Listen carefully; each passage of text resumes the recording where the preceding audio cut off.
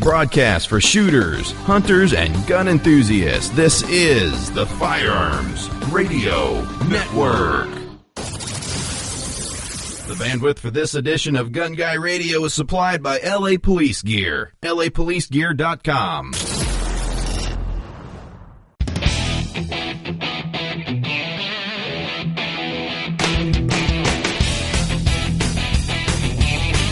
Welcome to episode 115 of Gun Guy Radio. This is a podcast that shines a positive light on the firearms lifestyle. I'm your host, Jake Challand, and this is your weekly dose of positive firearms talk without the politics. Well, just a few announcements before we get going with this awesome episode where we talk to Jesse James of West Coast Choppers. Well, we're looking for some interns. We're looking for some help over on our Firearms Insider Gun and Gear Review website. We're looking for people that know WordPress to help us kind of organize things and maybe build some things for the future here. And we're also looking for a product review specialist, someone that reviews products, but not only reviews products, but works with companies to get products in other reviewers' hands. So you can email me at jake@firearmsradio.tv if you're interested. And, the Great Bond Arms giveaway is almost over. That's right. We're giving away a Bond Arms backup in 45 ACP. The Bond Arms backup, it's a 45 caliber Derringer style pistol, really cool gun. You can enter by submitting a review for the Firearms Insider. That's right. Submit a review for the Firearms Insider at firearmsinsider.tv/submit. We're announcing the winner May the 4th. All reviews must be submitted by April 30th, so hurry up, submit a gun gear or accessory review over there. Just look for this submit tab, and it will walk you through the review process. So, if you'd like to contribute to the Gun Guy Radio and the Firearms Radio Network, you can now do it while you're shopping at Amazon. That's right. I know you already shop at Amazon, so why not click one of our affiliate banners or links before you go shopping? Firearmsradio.tv/Amazon, or you can click any of the Amazon banners on any of the websites before you shop.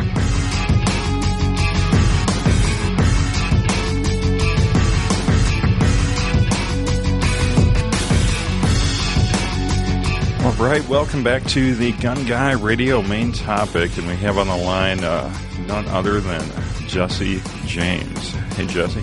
How you doing, man? Doing great. So Jesse is the CEO of Austin, Texas-based West Coast Choppers, and you're probably familiar with him from the many TV shows he's currently or has been a part of, such as Jesse James Outlaw Garage, Jesse James is a Dead Man, Monster Garage, and so on. So you've had already quite the TV reality career. Yeah, it's pretty crazy. I've been on TV for 15 years now. Holy cow! Yeah, it's nuts. Nuts to think about. I don't feel that old, but I guess I am getting old. The CEO of West Coast Choppers. How long has that business been in existence? I started building bikes in 1989 in my mom's garage in Long Beach. And then I quit my full-time job in 92, 93, and then started doing that full-time since then. I've worked for myself since then. So that's awesome. And then the place was pretty huge, 7 buildings, like a whole city block, and then a couple hundred employees. And we just kind of bubble burst on it, and I just needed a change, and so kind of shut that whole big monster down and moved everything to Texas.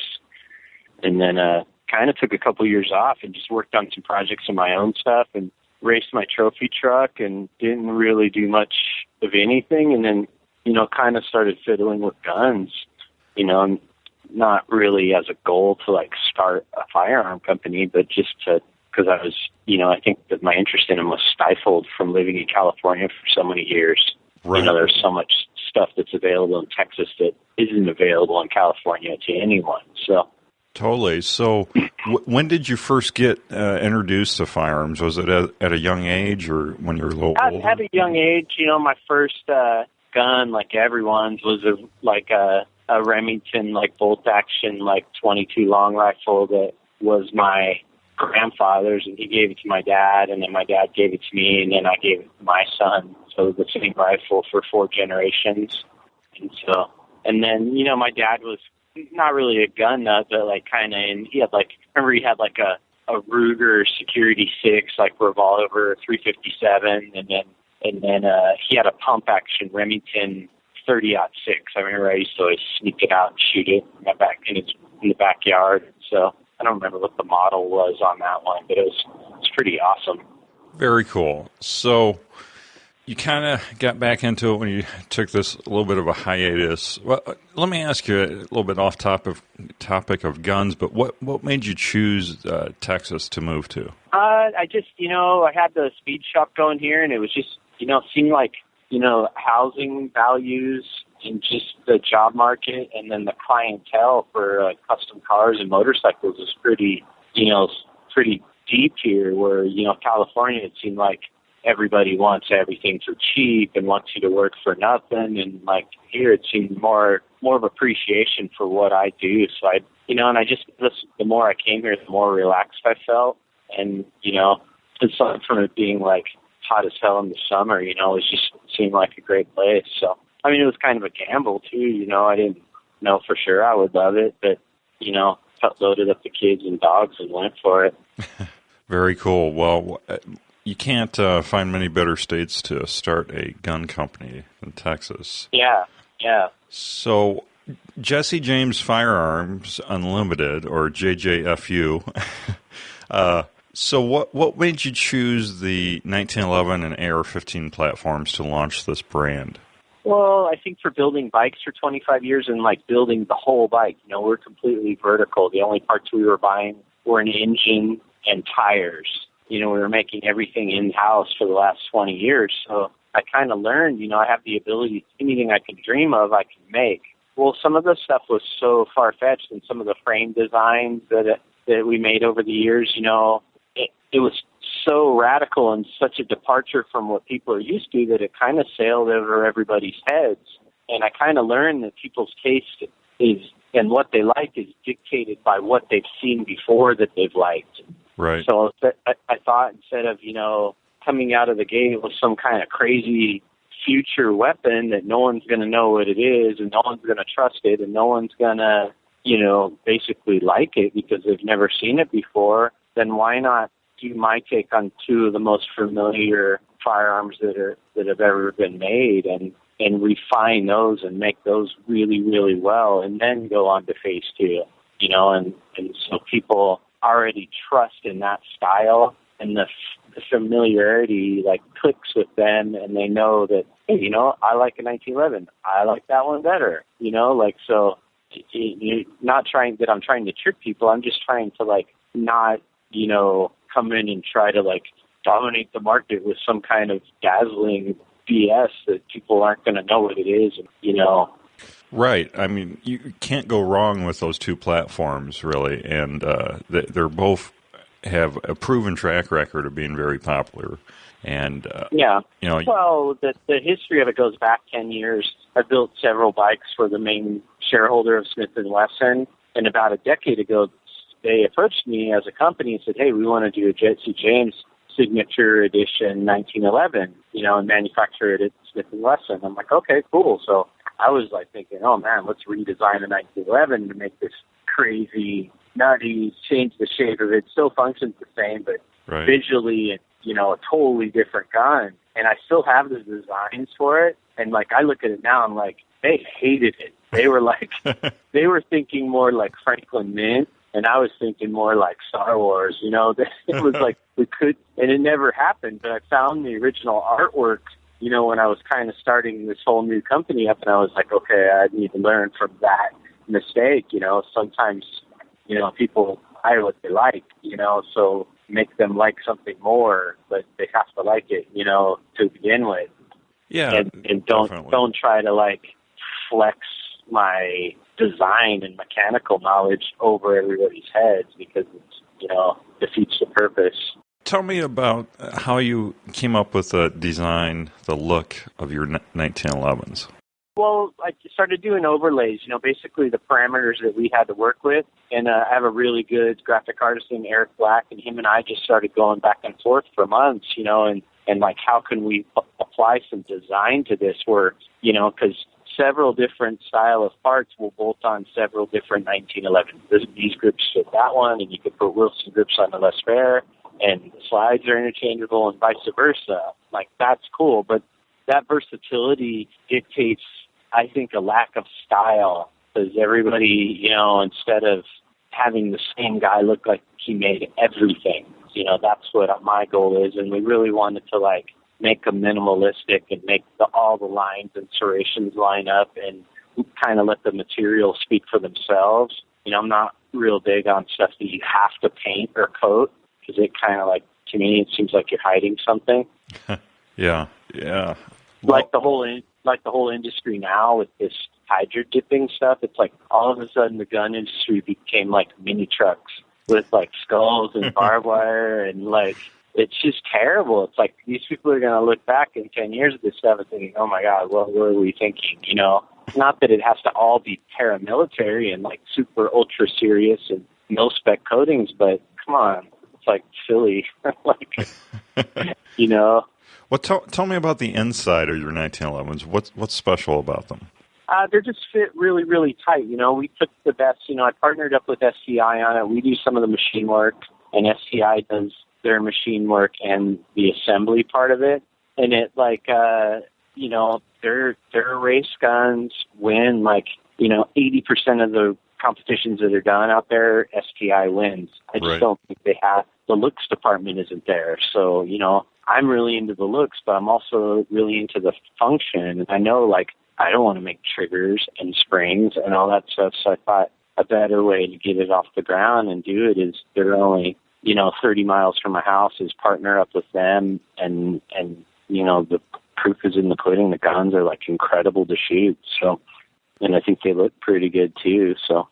Yeah, absolutely. The looking at the Cisco stainless steel version, it kind of has a blue grip on it, and we do that that nitride coating on everything. Okay. Or is that the one that's got the serrations in it? This one has serrations in it. Yeah, it's black anodized. Okay, very cool. Well, let's talk about your AR-15s. Let's talk about the insides of them first. What are they based on? What's special about them?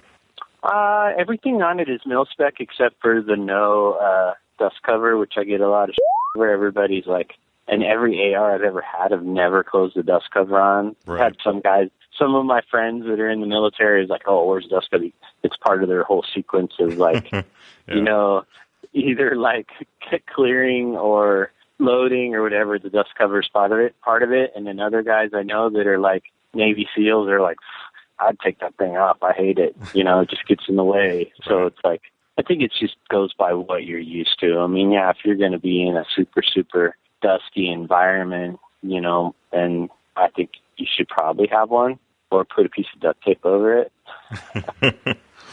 But I think that most of the guys that are buying our stuff are like, guys that are going to shoot at a ton are probably 3-gun competitors and stuff like that, But, we have our own bolt carrier that we have made, or the BCG, the whole thing's made. We have a new trigger that's all roller bearings. It's super awesome. It's got an adjustable tension on it, so you can adjust it from like 2 pounds up to like 6 pounds. So depending on what your taste is, and the roller bearings in it make it super, super nice.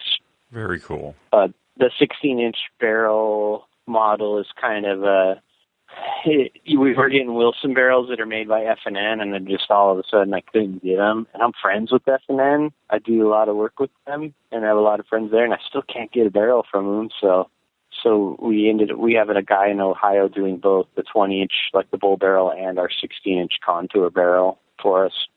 And the 16-inch is like a 1/7 twist.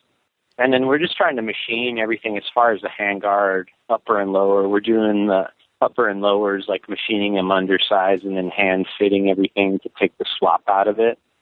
Yeah. And then the bolt carrier and, charging handle and all that stuff gets lapped in by hand also, so it's super, super smooth action. And it just makes them, pleasurable to shoot. They're nice to shoot. It's not like something that's real, takes all the violence out of it, I think. Well, very, very cool. So as far as guns, what's on the horizon? New stuff, we're working on an AR-10 now. We're still working on our suppressor stuff. We have our base model done, and then I don't know if that'll ever make it to like private hands. I think it'll probably, looks like it'll mostly be military sales. And then we're working on the AR-10. It'll definitely, we're probably about 2 months away from having it done. But keeping the same look and feel of the Nomad AR-15, real small and narrow handguard, narrow grip, but in the 308. So very cool. So, do you guys CNC your own uppers and lowers? We're having Holding do some of it, but for the new stuff, yeah, we're doing it all in-house, everything we can. There's just some stuff, I've had machine shops for so long and done my own stuff. Some stuff you totally want to do in-house, but stuff like gun drilling, that's a whole different kind of machine shop, and nobody wants to do that. It's no fun. So describe your shop. Tell us a little bit about your operation. I don't know. It's like Willy Wonka and the motorcycle gun factory. Oh, really? So you're doing guns and bikes out of the same shop? Yeah, I'll always build bikes for sure, but just not on the scale it used to be, like 2 or 3 a year. Okay, cool. Do you have some of the same guys working on both projects like yourself? Yeah, I have some. Most of my guys, my machinist guys, they're kind of surprisingly not into guns at all. And so they're like, and I'm totally into it. And so when they make like some kind of weird military-only gun part that we have to register and all that stuff, they're like, really? I'm like, yeah, you got to file paperwork on it, and then take it out and shoot it. And they're pretty excited about it, but just not gun guys at all, which I think might make it better. Huh. There's one AR-15 I forgot to ask you about, the Sandman. What can you tell me about it? We basically take it and deconstruct the whole gun, and we paint it and bake it, and then it's come in hand and finished by hand, and it gives it like a weathered, it looks like a battlefield bringback, so it gives it like a weathered finish instead of, it's kind of my attempt at all these guns that are all way too shiny and they got glitter in the paint and all that stuff. I kind of want one that someone could just grab and shoot and not have to worry about scratching it or throwing it in the back of their truck or whatever. Yeah, and it has such... And it's still a baked-on, brand-new, finished, brand-new everything. It just kind of looks old, Yeah, no. It's got some character to it, and it's pretty hard process, and it takes about 2 weeks to do one. Wow.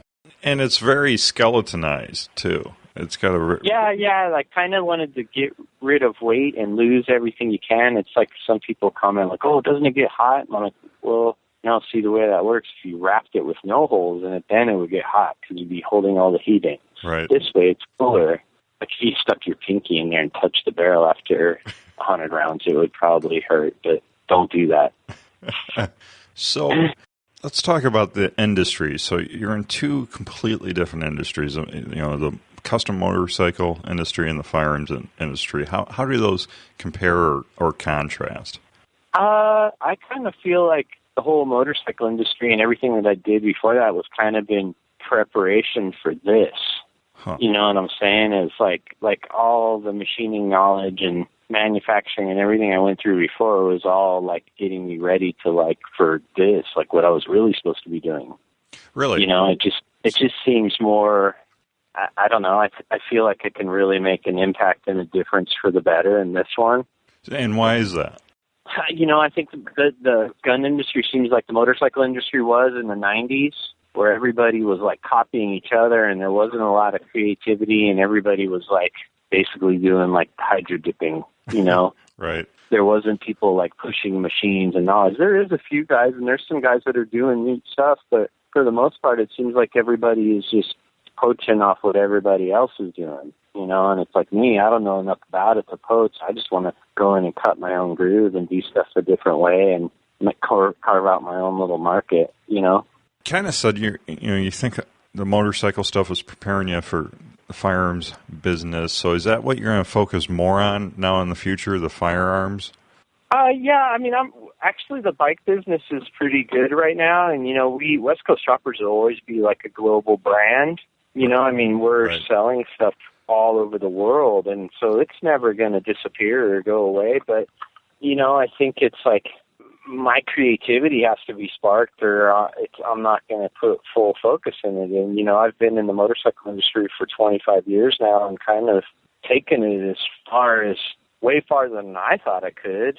And never would have dreamed I'd be selling, T-shirts in like Bangladesh, or stuff like that, or people watching TV shows over there, any of that stuff. And it's just, but the firearm thing, just kind of like looking into it with my skills and knowledge, it kind of, I feel like such a resurgence in myself, and like, wow, what if we do like this, and what to try to push myself and make stuff that's really cool. And the stuff that we've been doing with suppressors and military stuff is like, that's the payoff for me. The consumers will benefit from that knowledge, but I like to I've always supported the troops, but to be able to support them where you can put superior, firepower and technology in their hands that's going to protect them, that's going to save lives, that's like, that's a tiny bit more important than a motorcycle. Yeah. So. Yeah. What kinds of things do you want to make in the future? Because you said you've done completely custom bikes from the ground up. Do you want to eventually do that with firearms? Well, we're doing custom stuff now. I mean, I'm doing right, but like your own. Since we started, like your own platform. Well, geez, dude, I mean, if you look at Dan Wesson's guns and stuff like that, every platform that you could ever dream of, it's already been thought of. Right. Unless you're going with some kind of computer-controlled, crazy technology, that didn't exist. I mean, those guys have thought of every kind of... Well, you did say Star Wars gun. Yeah.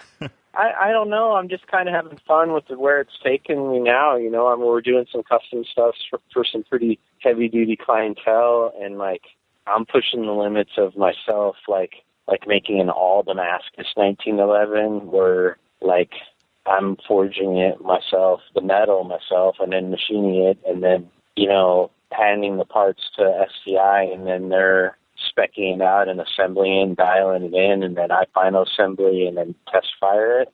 So it's like, I don't think there's anybody in the industry where you can, you can't call up old man Winchester and see if he'll make you a Damascus gun, or like I don't think there's like a guy that's doing that, or, Ed Brown or something like that. You could call him and get one, or, is he going to actually be the dude forging the metal for it?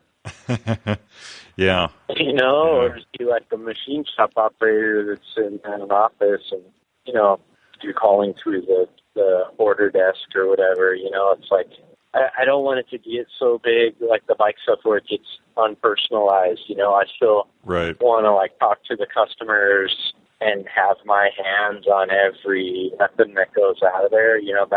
I love it. I love to be able to like fill out the spec sheets and like, okay, I fired 12 rounds with this one. It's sighted in. This is the lube you use, and then sign my name to it, and it goes in a crate and gets shipped to the customer. Nice. And 2 days later he has it and he's shipping it. And it's like, it's a little bit of a premium price for that kind of service, but I think people will respect it, I bought a 1911 that was a pretty high dollar one from a pretty well-known person that makes them, and it like showed up in a crappy cardboard box with some stickers. And I was like really excited to get it, and like it kind of spoiled it for me, and I think people are like more picky about how they spend their money now, and they want more. You got to try harder and give them more. And not that I want to take business away from anybody. I just want to like, hey, if you have to spend an extra $400 and $500 on a Nomad AR-15, you're going to get a badass gun that's going to shoot perfect right when you get it, and it's going to come, dialed in and ready to go. You know, you don't have to like, oh, I'm going to get one of these, then I'll get this from Burnell's, and then I'll buy this thing for it, and then I'll switch this out and blah, blah, blah to make your perfect gun. No, it's like we already thought of all that stuff and got rid of all the weak links, and, you know, everything's perfect the way it comes, you know. Awesome. Yeah. Can people buy these at different gun stores, or how do they, or is it only custom through you? We've done it. We've done it. Right now it's just direct, and just stores have been ordering stuff direct, or someone will go into the store and then they'll call us. You know, people can call and order it direct right now, and if send it through their we do the transaction through their FFL, you know, right, or the store that they deal with, right.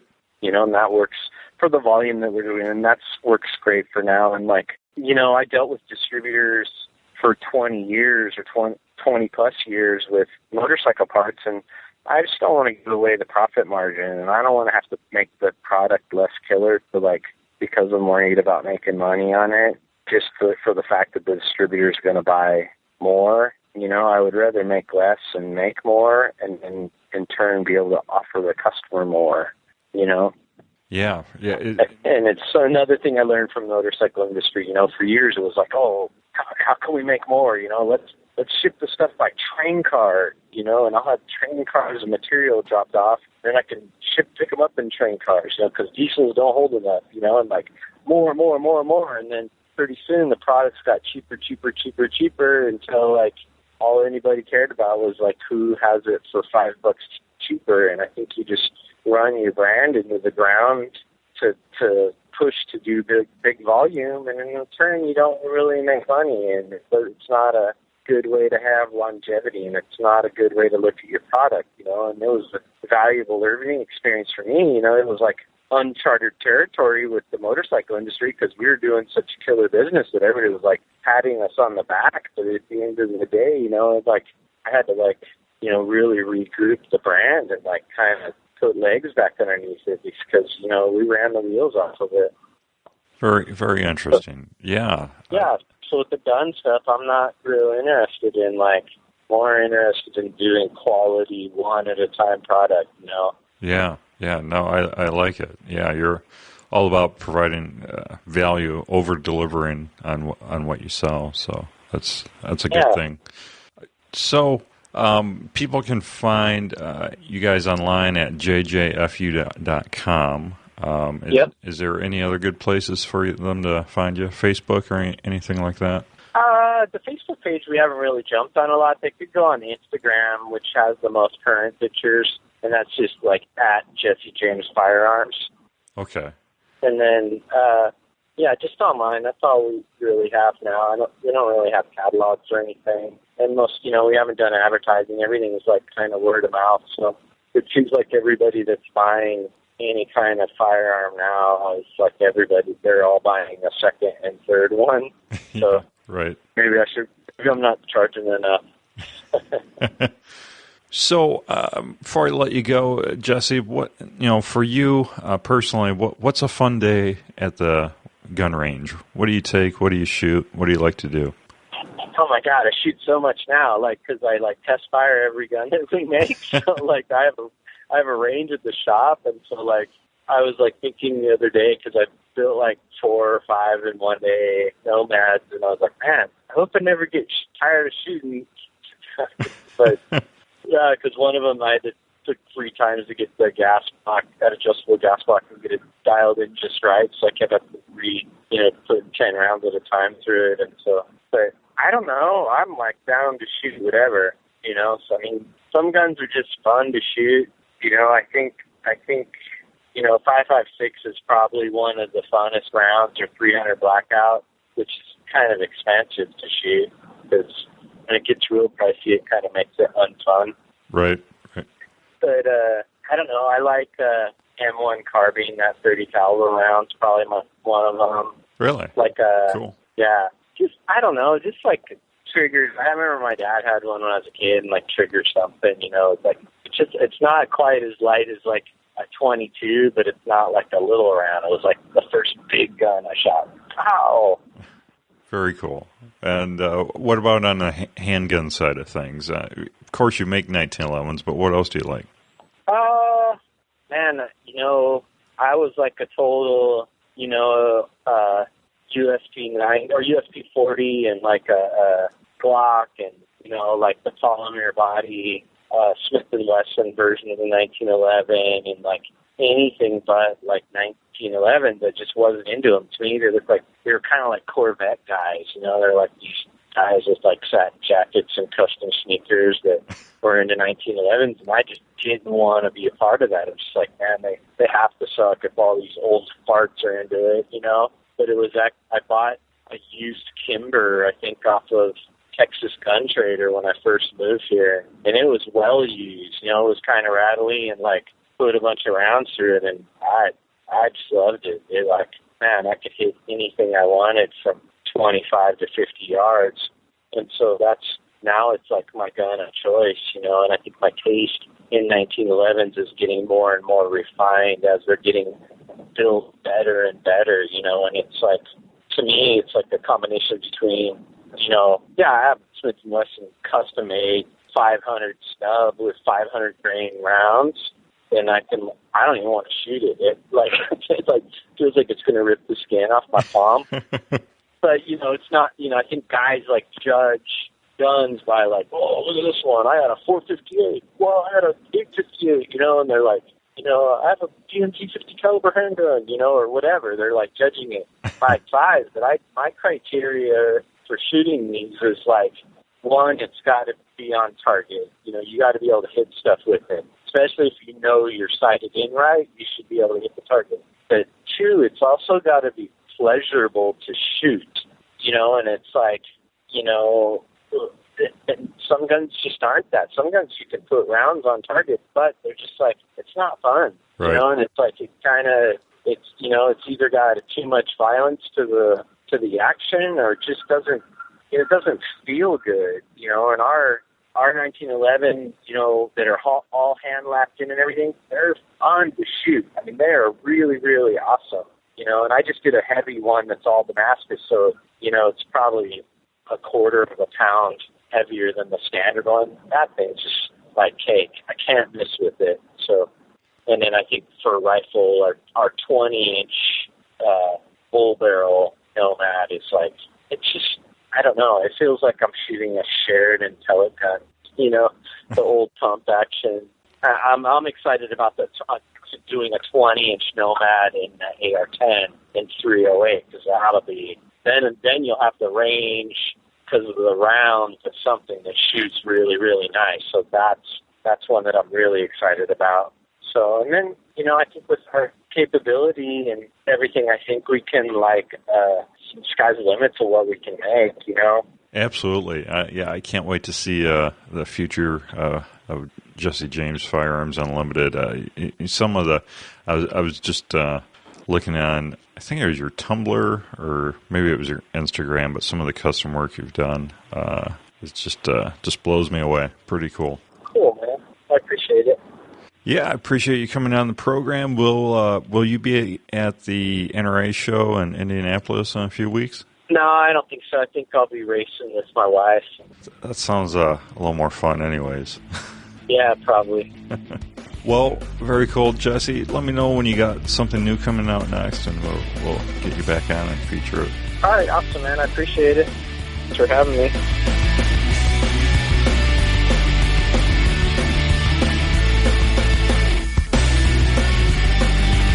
Wow, what an awesome interview with Jesse James. Pretty cool guy. He's got to be so busy to accomplish all he does. But very cool seeing him build such awesome, custom, one-of-a-kind rifles and pistols. Cool stuff. LA Police Gear. Yeah, LA Police Gear. I know you've heard of them. LA Police Gear, they make their own tactical flashlights. I don't know if you know that. They make the L1 Operator, 800 lumens. That's right, 800 lumens for currently it's only $49.99. A durable tactical flashlight with a belt clip, also a Cree LED light in it, so high quality LED in it, impact resistance. It's waterproof. It's just a great light. They have a little video of a torture test of it on their website you should check out. But, it's totally a really great tactical flashlight when you're on a budget. $49.99, you can't beat that. So check it out. There's a special link in the show notes, or you can simply go to lapolicegear.com. And also don't forget they have their 365-day return policy. That's right. They have great customer service, and right now, free shipping on all orders over $89. That's right. Free shipping. Can't beat that. So lapolicegear.com. And Duluth Trading Company also makes this program possible. And, summer's coming up. It's getting a little warmer outside. And it's probably time to pick up some nice shirts that are not too hot in the heat. Something like the Armachillo shirt. That's right. Armachillo short sleeve or even long sleeve shirts are ultra light. And they have a moisture wicking fabric, so it stays dry even when you're active. They have great pockets, little pencil sleeve in the left pocket, phone sleeve in the right. They're cut to fit. They're very, very, very comfortable. I love wearing these shirts when it's a little warmer. They are very cool. So check them out. The men's short sleeve or long sleeve Armachillo shirts at Duluth Trading Company. And there's also a link in the show notes for these. Their direct link will get you right there, or you can follow gunguyradio.com/Duluth through.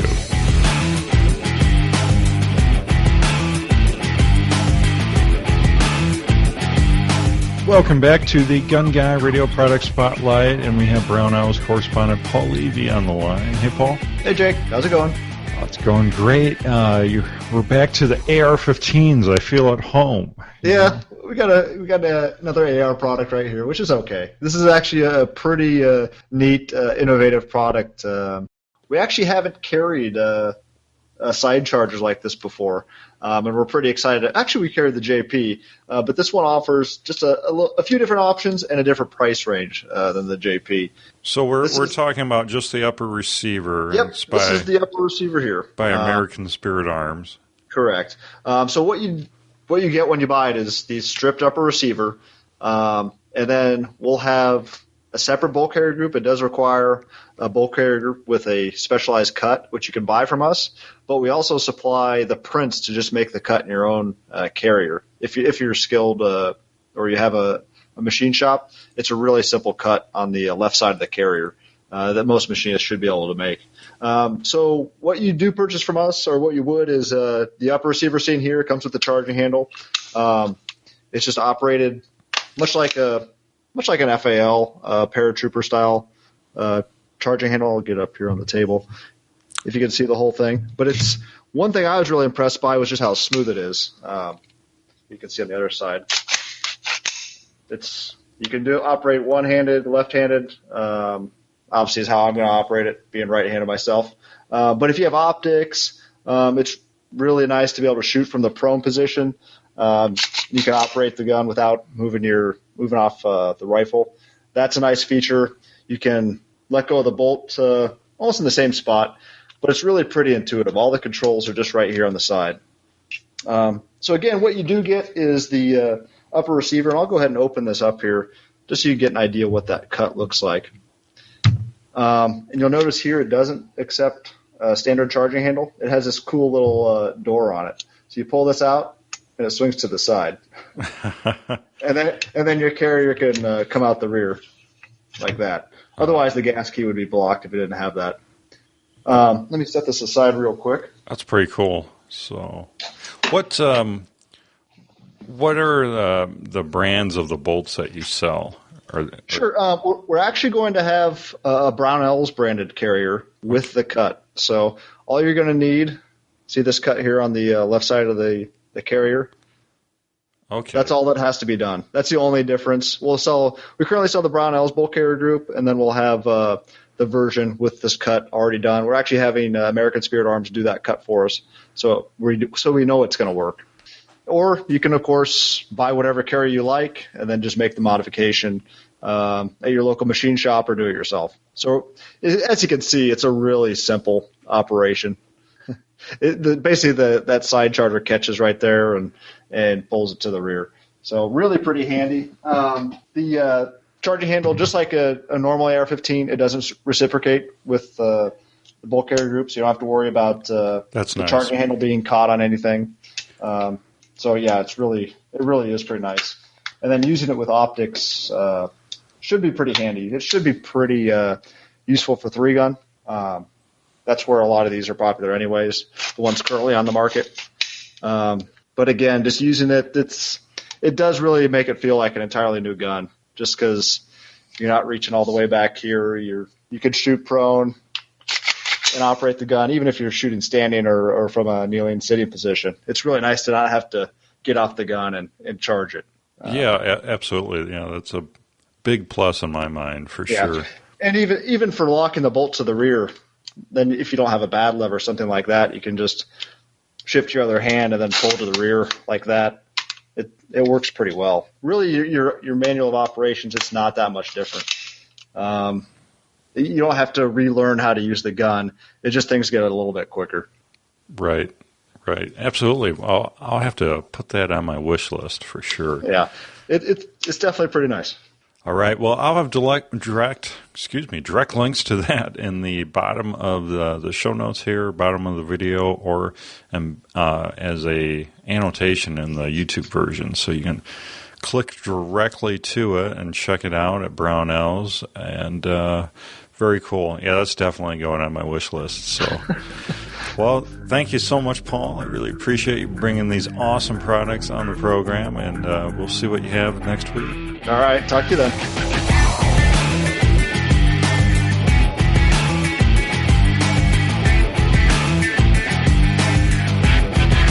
And we're to the Brownells giveaway, and I'm very, very excited to announce that this month, the month of April, we're giving away not 1, not 2, not 3, but 4 Brownells M16 bolt carriers, the whole bolt carrier group assembled. So, yeah, that's right, 223 556 bolt carrier group. So 4 of you are going to win this. It's made in the USA, fully assembled, high quality. It's from Brownells, lifetime warranty, 100% satisfaction guaranteed. That's right. You can't get any better than this. And 4 lucky people that are subscribed to the Gun Guy Radio newsletter mailing list will win these this month and April. They'll be contacted and we'll ship these off to you. And, it might give you the perfect excuse to build your own AR-15 or maybe throw it in one that you already have. But, so if you're not already a subscriber to the Gun Guy Radio newsletter, you need to be, because that's how you get entered for these great giveaways. There's 2 ways you can subscribe. One is by going to gunguyradio.com/winner. The other is by going to the sidebar on gunguyradio.com, and there's a little form there to fill out. You only have to enter once, and you're entered for life. So, yeah, very, very excited to be giving these away. Big thank you to Brownells, the Brownells M16 Bolt Carrier Group. So, we give away 5 of the Nebraska Star beef jerkies for last month, and I've only heard back from 1 of the winners. So Eric Hoyer, Bruce Domstead, Jimmy Wheeler, Gregory Ailes, and Michael Moorer. Now, one of you contacted me back, so ignore this if you sent me your contact info, but only one of you did. So waiting on you guys to let me know what your shipping addresses are so I can get all this awesome, tasty beef jerky off to you.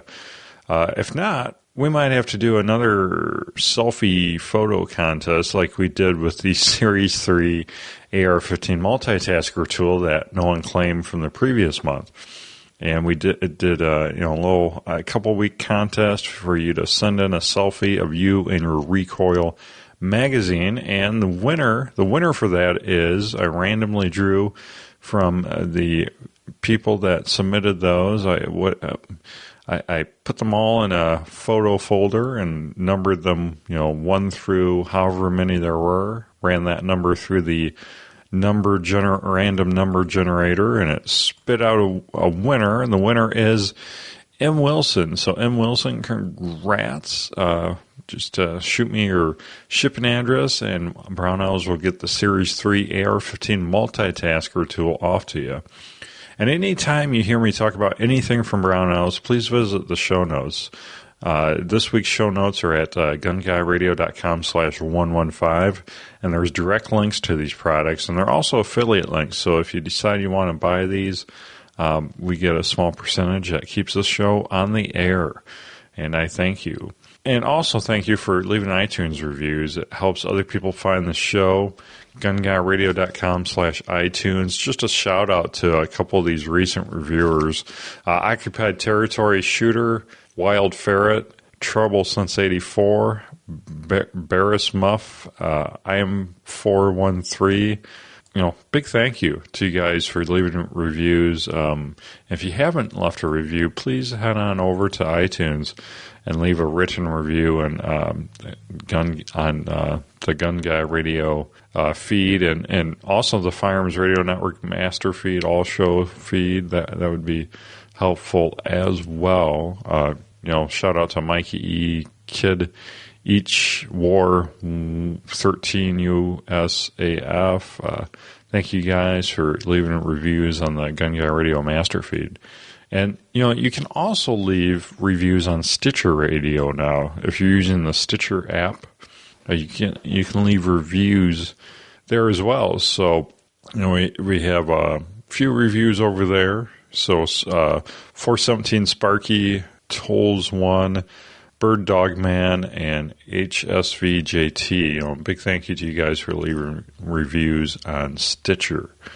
And it's pretty cool. It says how many playlists we're in over on Stitcher, and it says we're in 737 playlists. So that's pretty cool. That's an honor to have that many people listening on a regular basis over on Stitcher, the Stitcher app. And all the shows on the Firearms Radio Network are on Stitcher, so you can check them out over there as well. I'd like to point you to Ryan Cross. So if you're looking for graphics artwork of any kind, check out Ryan Cross, Hunter of Design. He designed all the great artwork you see on the Firearms Radio Network, and he also hosts the Gun and Gear Review podcast. Check that out. That's a good show if you haven't. Ryan Cross, hunterofdesign.com. Well, and that wraps up this week's show. So if you want to share some feedback, please share it by commenting on the bottom of the show notes for this week's episode 115. Also, don't forget to leave that iTunes review and join the NRA or Second Amendment Foundation, or at least a gun rights group, a local group maybe. Because they're, fighting the good fight. Larger organizations like these do things that, smaller organizations just don't have the manpower to do or the financials to do. So check them out. And don't forget to shop Brownells using our affiliate link, gunguyradio.com/satisfaction. Or Amazon, especially Amazon. I mean, if you don't shop on Amazon, your wife or husband shops on Amazon, someone does. So please follow our affiliate link, firearmsradio.tv/Amazon, or any of the Amazon banners on the sites before you shop. Just click them, go through to your shopping, and we'll get a small percentage to keep this show on the air. Don't forget to check out the other shows on the Firearms Radio Network. Subscribe and listen for free. Firearmsradio.tv/iTunes will get you to the master feed where you can listen to all the shows. We'll see you next week.